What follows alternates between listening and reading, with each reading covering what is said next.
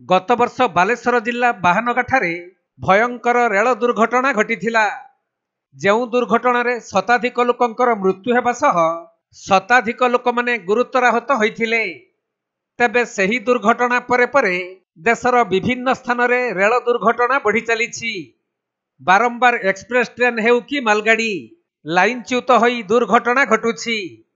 ଏଥିସହିତ ବିଭିନ୍ନ ସ୍ଥାନରେ ଟ୍ରେନ୍ ବଗିରେ ନିଆଁ ମଧ୍ୟ ଲାଗୁଛି, ଯେଉଁଥିପାଇଁ ଯାତ୍ରୀମାନେ ଟ୍ରେନରେ ଯାତ୍ରା କରିବାକୁ ଭୟ କରୁଛନ୍ତି।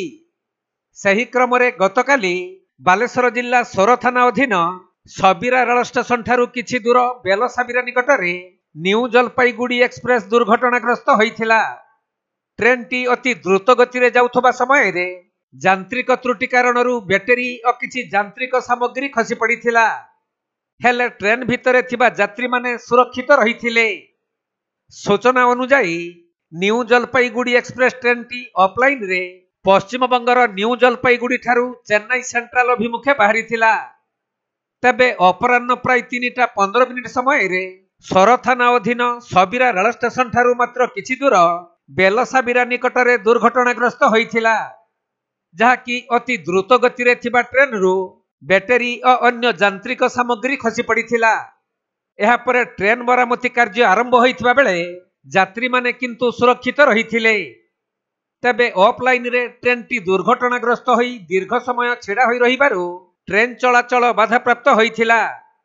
ଡାଉନ୍ ଲାଇନ୍ ଦେଇ ଉଭୟ ଅପ୍ ଓ ଡାଉନ୍ ଲାଇନ୍ର ଟ୍ରେନ୍ ପାସ୍ କରିବାରୁ ସବୁ ଟ୍ରେନ୍ ଯିବାରେ ବିଳମ୍ବ ହୋଇଥିଲା।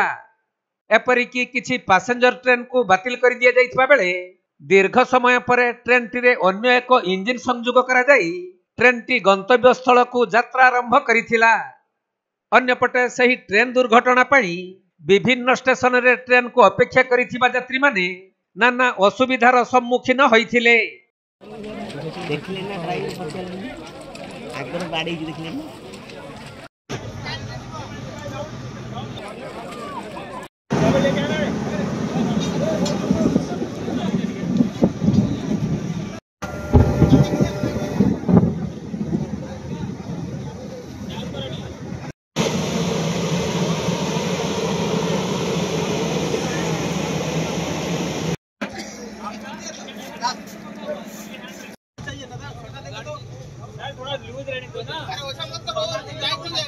बालेश्वर जिला सोररू सुमंत दास रिपोर्ट, कोणार्क लाइव।